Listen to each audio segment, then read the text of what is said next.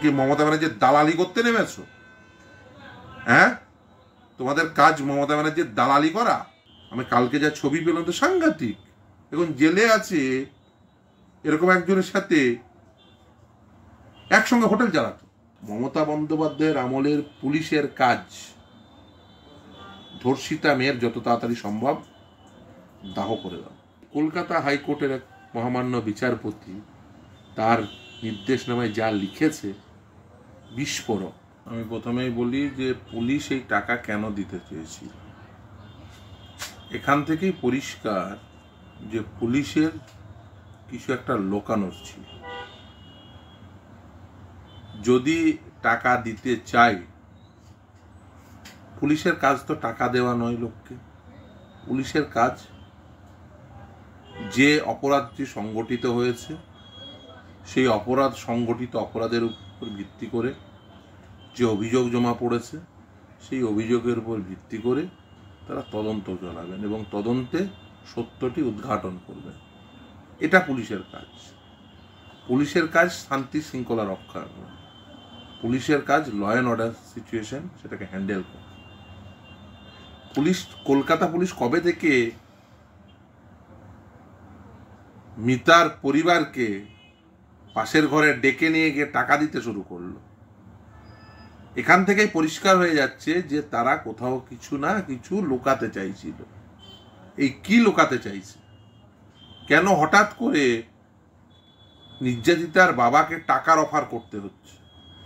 এবং এই অভিযোগের আমি মনে করি, যেহেতু এই মামলায় সিবিআই তদন্ত হচ্ছে, সিবিআইয়ের এটাও তদন্ত করা উচিত যে মিতার বাবাকে, তার পরিবারকে এই পুলিশ অফিসার কেন টাকার অফার করেছিলেন।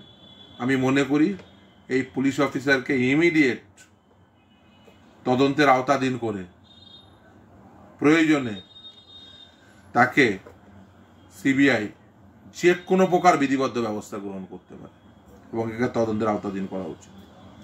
ফিরদৌসদা, আমরা যারা সাংবাদিকতা করি, আমরা তো শুধু সাংবাদিকরাই নয়, সাধারণ মানুষও পুলিশের কাছ থেকে যে তথ্য আসে সেই তথ্যটাকেই সঠিক ধরে নিয়ে এগোনো হয়। এরপরে মানুষ কোন দিকে তাকাবে? না, পুলিশের কাছে যে তথ্য আছে সেটা আদালতের কাছে যে সবসময় সঠিক নয় এবং বিচার ব্যবস্থা সেটা নিশ্চিতভাবেই ওয়াকিবহাল।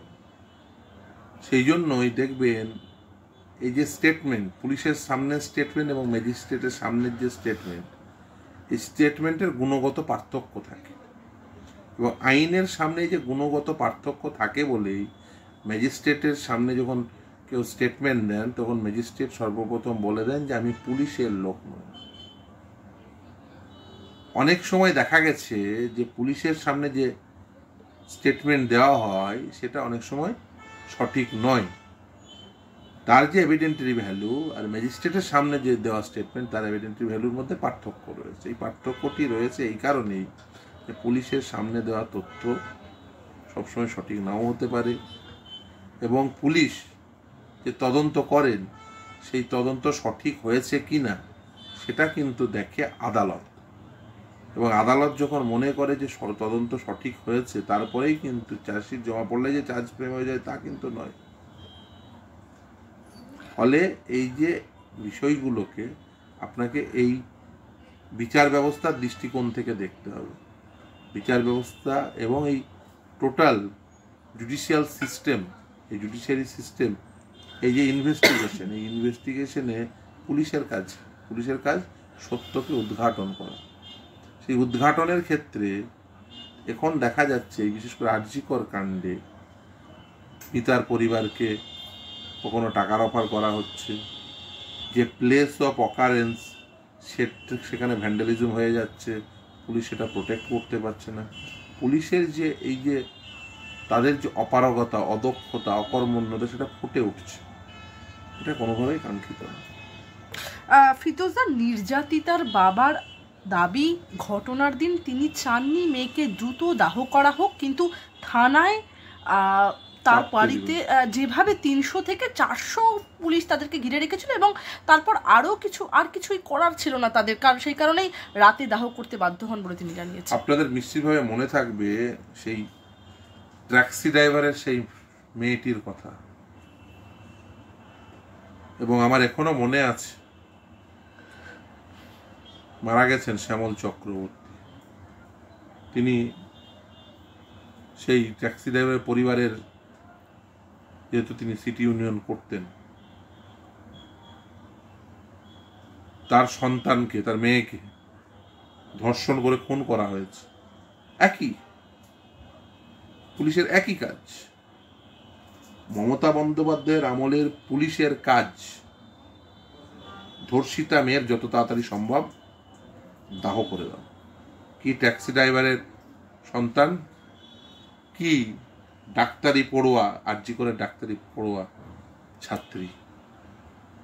পুলিশের যে এই ভূমিকা মমতা বন্দ্যোপাধ্যায়ের আমলে এটা নক্কারজনক, এবং মমতা বন্দ্যোপাধ্যায়ের আমলে যে পুলিশের যে দলদাসে পরিণত হওয়া এক শ্রেণীর পুলিশ, এবং মূলত তারা, এবং এটা অদ্ভুতভাবে হলেও সত্য, মমতা বন্দ্যোপাধ্যায়ের আমলে পুলিশের উপর তলাটা বেশি দলদাসে পরিণত হয়েছে। রাদার পুলিশের নিচুতলার কর্মীরা তারা অনেক বেশি মানবিকতা সম্পন্ন, এবং পুলিশের এই যে উপরতলার কর্মীগুলো, এরা ভাবছে, আধিকারিকরা এরা ভাবছে যে যত বেশি মমতা বন্দ্যোপাধ্যায়কে এই ধরনের কাজে সহায়তা করবে সে তত মমতা ব্যানার্জির কাছাকাছি চলে যাবে।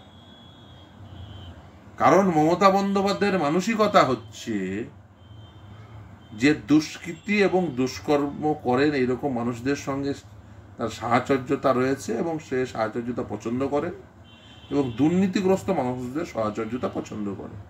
ফলে কোথাও যদি দুষ্কর্ম ঘটে, খুব স্বাভাবিকভাবেই সেই দুষ্কৃতীদের সঙ্গে মমতা ব্যানার্জির একটা সাহচর্যতা থাকে। যেমন আরজিকর কাণ্ডে আরজিকরের দুর্নীতিগ্রস্ত মানুষকে সন্দীপ ঘোষ, সাহচর্য কার সঙ্গে? মমতা ব্যানার্জির সঙ্গে।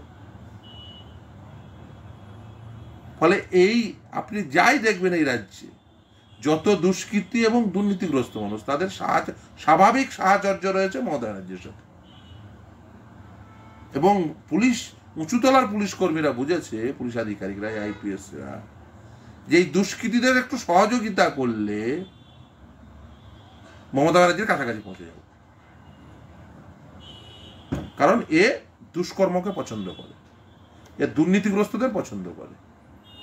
সে কি সন্দীপ ঘোষ, কি পার্থ চ্যাটার্জি, কি মানিক ভট্টাচার্য, সকলেই। এবং অদ্ভুত একটা পরিস্থিতি তৈরি করেছে মমতা ব্যানার্জি গোটা রাজ্যব্যাপী। সমাজের প্রতিটি স্তরে দুর্নীতিকে ঢুকিয়ে দিতে সক্ষম হয়েছে। মমতা ব্যানার্জির আশেপাশে আপনি এরকম লোক খুঁজে পাবেন না যে খুঁজে পেতে আপনাকে অসুবিধায় পড়তে হবে, যে খুব সাধারণভাবে জীবনযাপন করছে, যে তার যেভাবে জীবনযাপন করা উচিত সেরকম জীবনযাপন করছে, তার আয়ের সঙ্গে সাযুজ্যপূর্ণ রেখে, বা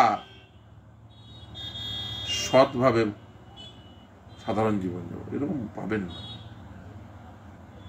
মমতা ব্যানার্জির জীবন দর্শনটাই হয়ে গেছে এবং দুষ্কৃতি নির্ভর জীবন দর্শন। নির্যাতিতার বাবা বলছেন তার মেয়েকে দাহ করার পর শ্মশানের যে ফিস সেটিও ফ্রি করা দেওয়া হয়েছিল, এবং তার প্রশ্ন, মেয়ের কাছে তো তিনি কি উত্তর দেবেন? মেয়ে তো ভাবলো যে তার বাপি তার শেষকৃত্যের টাকাটাও দিতে পারলো না। তার প্রশ্ন, কে বা কারা সেই টাকা দিল? এবং তরুণী চিকিৎসকের বাবা আরও বলছেন, আমরা জানতে পেরেছি আরজিকর হাসপাতালে পুলিশের যে আউটপোস্ট রয়েছে সেখানে সকাল 10:10 আমার মেয়ের এরকম পরিণতির খবর, তারপরও কিন্তু ওরা আমার মেয়ের কোনো শারীরিক পরীক্ষা করেনি, যেটা তাদের প্রথম কাজ ছিল। সেটা তারা কেন করেনি, এটাই তাদের প্রশ্ন। কি বলবেন? সেটা দেখুন, এই যে প্রথমে বলা হলো আপনার মেয়ে অসুস্থ, তারপরে বলা হলো আত্মহত্যা, তারপরে এসে পরিবারকে মেয়ের মুখ না দেখতে দেয়, এই পুরো বিষয়টি যদি আপনি পরপর সাজান, ঘটনা ঘটার এত ঘন্টা পরে এফআইআর, সবগুলো যদি পরপর সাজান, এই যে তারপরে পুলিশ আধিকারিকের মৃতার পরিবারকে অর্থের জন্য প্রলোভন দেখানো, এই পুরো বিষয়টি যদি পরপর সাজান তাহলে বুঝতে পারবেন যে এই কাণ্ডে তারা তাদের লেখনা প্রচুর এবং কোথাও না কোথাও কিছু না কিছু বিষয়ে ধামাচাপা দিতে চাইছে। আচ্ছা, মৃতের এই যে পরিবার বলছে আমরা টাকা নেব না, আপনি তাদের টাকা, আমাদের এই যে প্রতিটি মানুষের জীবন রক্ষার দায় হচ্ছে রাষ্ট্রের।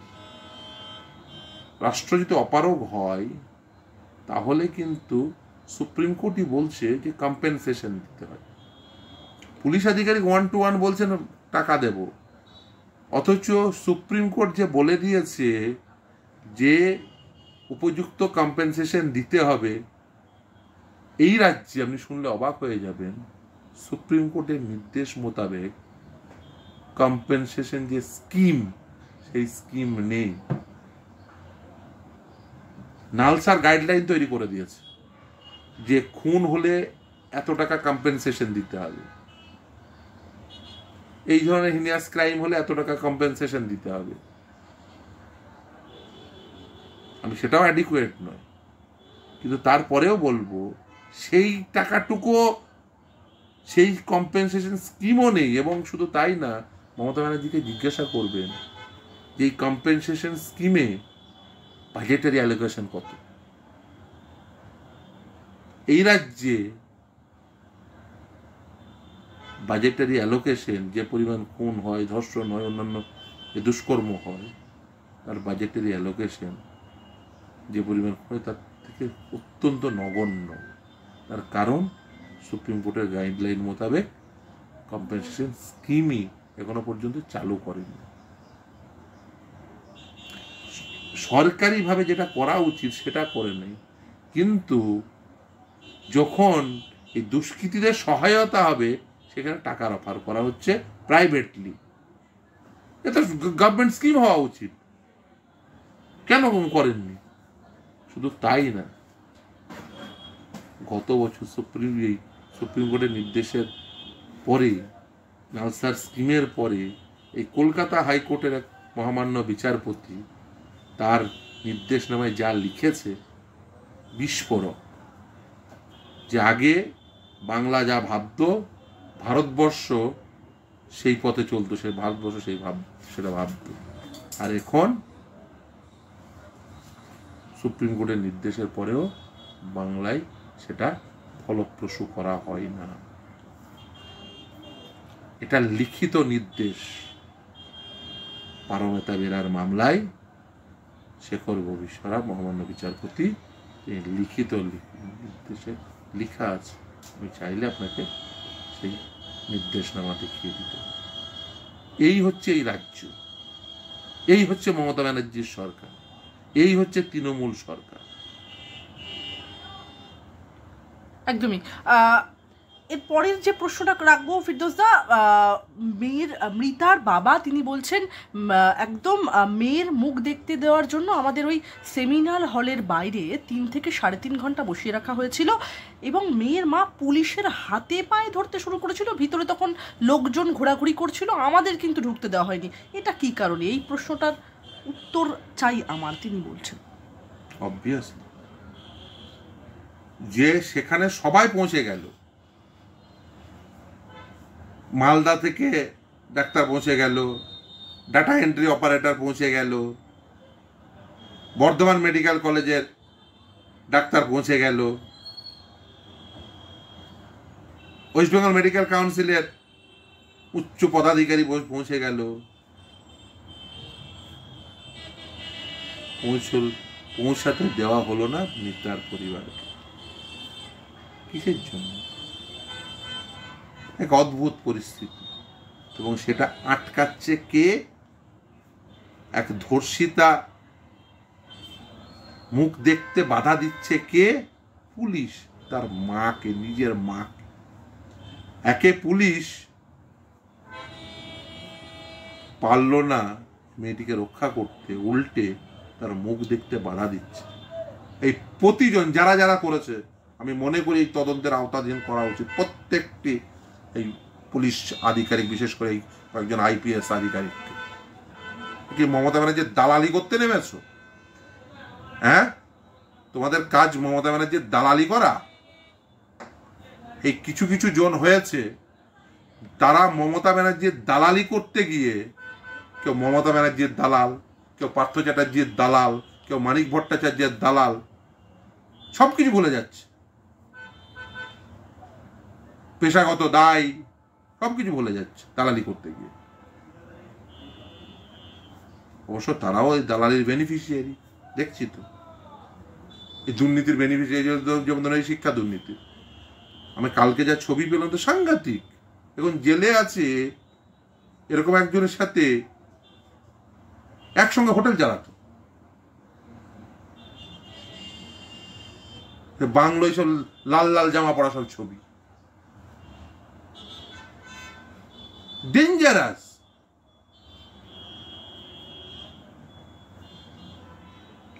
সব পেশাগত তাই ভুলে গেছে শুধু দালালি করতে গিয়ে।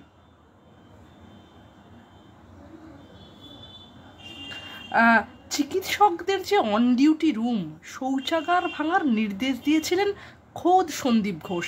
সেই নির্দেশনামায় সই রয়েছে সন্দীপ ঘোষের, আর নির্দেশনামা 10ই আগস্টের, অর্থাৎ তিলোত্তমা খুন হন 8ই আগস্ট মধ্যরাতে। তাহলে কিভাবে এত বড় ঘটনার পর ভাঙার নির্দেশ দিলেন তিনি? প্রশ্ন উঠছে সর্বোচ্চ।